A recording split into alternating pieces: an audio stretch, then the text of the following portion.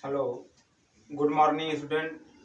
So, I am happy, and you. So, I am coming topic today about discuss Ascochyta blight of Ascochyta Ascochyta blight of chickpea. आज का जो topic है Ascochyta blight of chickpea है, जो बहुत important disease है। तो जरा हम आज इस पर चर्चा करते हैं। डिस्ट्रीब्यूशन वितरण है। Ascochyta blight of chickpea was first reported by E J Butler in 1911। इस डिजीज को पहली बार 1911 ईस्वी में डॉक्टर ईजे बटलर साहब ने रिपोर्ट किया था। The disease was world wide. यह डिजीज पूरे संसार भर में पाई जाती है। अफगानिस्तान से लेके पाकिस्तान, पेरू, मेक्सिको, यूएसए, सभी जगह जहां जहां भी चने की खेती होती है, सब जगह ascochyta blight of chickpea present होता है। In India reported many state cool cloudy weather and humid climate.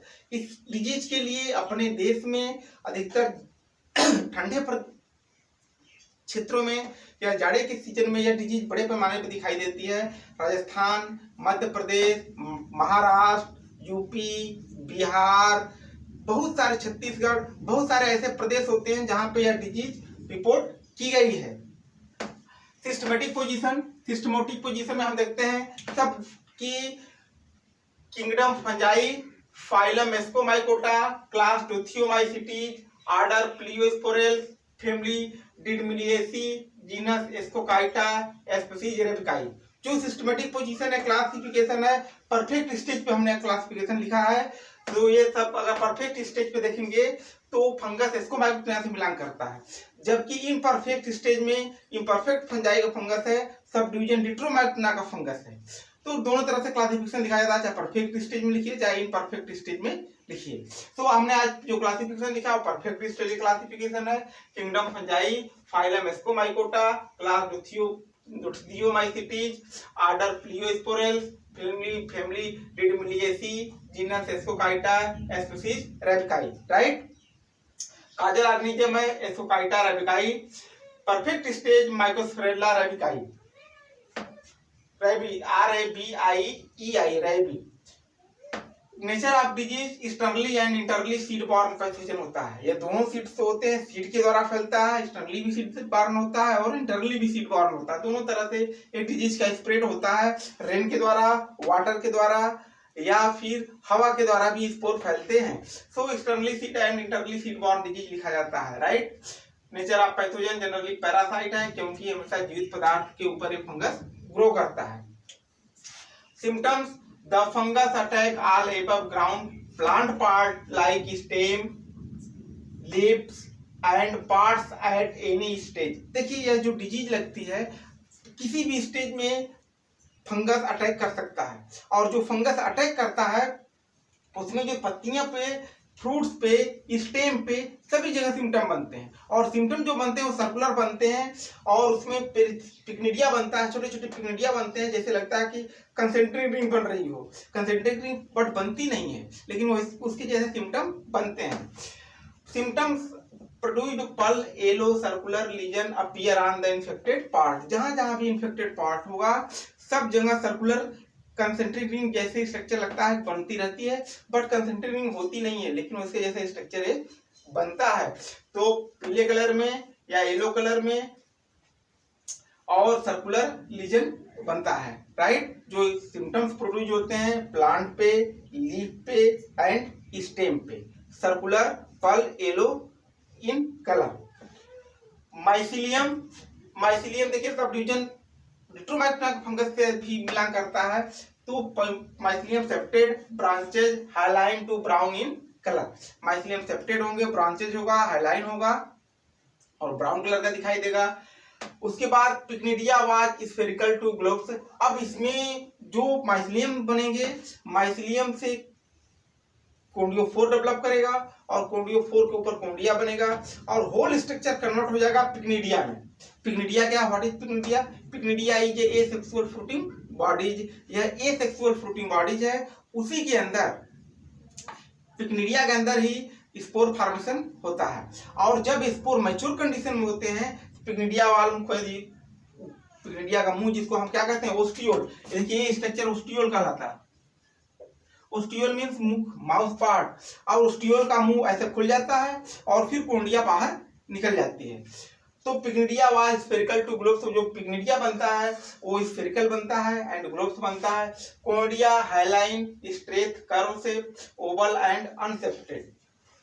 कहीं कहीं कोंडिया अनसेप्टेड भी होती है, कहीं कहीं एक दो सेप्टा भी दिखाई दे जाते हैं। जैसे कोंडिया आपकी देखिए ये अनसेप्टेड है, बट कहीं कहीं सेप्टा भी दिखाई दे जाते हैं कभी काल केस में। लेकिन कोंडिया कर्व शेप होगी, हल्का सा मुड़े रहती है और अनसेप्टेड होती है, स्ट्रेट होती है, कर्व शेप में होती है। तो माइसिलियम इसके सेप्टेड ब्रांचेज एंड हाइलाइन होंगे, कोंडियोफोर बनेगा, उसके ऊपर कोंडिया बनेगा, कोंडिया होल स्ट्रक्चर पिग्निडिया बन जाएगा, पिग्निडिया एसेक्सुअल फ्रूटिंग बॉडी बनेगा। जब उसके अंदर स्पोर मैच्योर कंडीशन में होंगे तो पिग्निडिया वाल का मुंह खुल जाता है, फिर वो स्पोर बाहर निकल जाते हैं। रिटर्न अंडर फेवरेबल कंडीशन आने पर वो कोंडिया फिर जर्मेंट करता है, एक न्यू हाइफा तैयार करता है और फिर ये पत्तियों पे या स्टेम पे इंफेक्शन करते हैं नेक्स्ट सीजन आने पे, राइट। इटियोलॉजी फंगस के बाद एपिडेमियोलॉजी हम देखते हैं। एपिडेमियोलॉजी के लिए फंगस को क्या क्या जरूरत पड़ती है। Pathogen survive infected seeds, pathogen जो सर्वाइव करता है वो इन्फेक्टेड सीड से सर्वाइव करता है। लेकिन secondary infection through conidia and ascospore by rain and air, जो सेकेंडरी इन्फेक्शन होता है वो कोंडिया के द्वारा होता है या एस्कोस्पोर के द्वारा होगा। पानी के साथ या हवा के द्वारा स्पोर एक स्थान से दूसरे स्थान पर उड़ के चले जाते हैं, फिर न्यू इन्फेक्शन करते हैं। और फंगस को सर्वाइव करने, फंगस को डिजीज डेवलपमेंट करने के लिए temperature between 20 to 25 degree centigrade, 20 से 25 डिग्री सेंटीग्रेड के बीच में टेम्परेचर रहना चाहिए।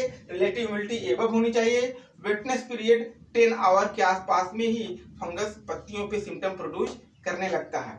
और अधिकतर एक cool cloudy weather in and humid warming condition में अधिकतर ये फंगस ग्रोथ करते हैं। बहुत फेमस डिजीज है एसोकाइटा ब्लाइट ऑफ चिकपी, जो चने के ऊपर बहुत बड़े पैमाने पर देखने को मिलती है। किसे आप इस बीमारी को कैसे कंट्रोल करेंगे, मैनेजमेंट कैसे करेंगे। पहला है कि crop rotation must be follow, crop rotation को अपनाएंगे। और नंबर 2 मिक्स क्रॉपिंग, चना मटर या उसके साथ किसी मिक्स क्रॉपिंग करेंगे। नेक्स्ट है सीड ट्रीटमेंट, सीड ट्रीटमेंट करेंगे, किसे करेंगे, carbendazim plus thiram at the rate of 3 gram per KG of seeds before sowing. Seed treatment करना है, 1 ग्राम कार्बेंडाजिम ले लेंगे, 2 ग्राम थायरम ले लेंगे, दोनों को आपस में मिला के 3 ग्राम रेशियो से 1 केजी सीड से ट्रीटमेंट कर देते हैं। दूसरा पॉइंट आता है कि स्प्रे कार्बेंडाजिम 2 ग्राम के आसपास में पर litre of water spray 10 days interval, 10 दिन के अंतराल पे 2-3 छिड़काव कर देनी चाहिए कार्बेंडाजिम का। थर्ड है कि grow resistant variety Pant ji 114, सी 235, सी 8, पूसा 413, 417, RS 11, HOO 126, बहुत सारी वैरायटियां रेसिस्टेंट एसोकाइटा ब्लाइट ऑफ चिकपी हैं। हमने कुछ 2-4 पॉइंट ही नोट किया है। अब देखिए आपका ये माइसिलियम दिखाई दे रहा है, माइसिलियम कैसे होंगे, सेप्टेड होंगे। यहाँ पे देखिए हमने दोनों फिगर बना रखे हैं। जो सिम्टम प्रोड्यूस होता है वो on the stem and on the lips, और जो सिम्टम होंगे वो ब्राउन कलर के दिखाई देते हैं, बाद में हल्का हल्का ब्लैक हो जाते हैं जब पिग्निडिया बनने लगता है। और जब इसको आप टीच करेंगे तो इसे septate mycelium can be seen, septate mycelium. Conidia formed at the tips of conidiophore, उसके बाद उसमें अगर कोंडिया बनेगा, कोंडियोफोर के ऊपर बनेगा, होल स्ट्रक्चर कहलाएगा क्या, पिग्निडिया, जिसको हम पिग्निडिया कहते हैं, स्फेरिकल होता है। अब उसके अंदर स्पोर बनते हैं। जब यही स्पोर मैच्योर कंडीशन में हो जाते हैं, बाहर ओस्टियोल के द्वारा बाहर निकलते हैं, फिर जर्मेट करते हैं और एक न्यू हाइफा तैयार करते हैं और फिर इन्फेक्शन करते हैं। यही कंटिन्यूअस लाइफ साइकिल इनकी चलती रहती है। So guys, I hope you my like, subscribe and share my channel. So today topic is Esophyta blighta chickpea Milang in subdivision Ditromycotina in perfect stage and perfect stage Escomycotina. जो काजल organism Esophyta raibki and Mycosphaerella raibki. So today like my channel. Thank you.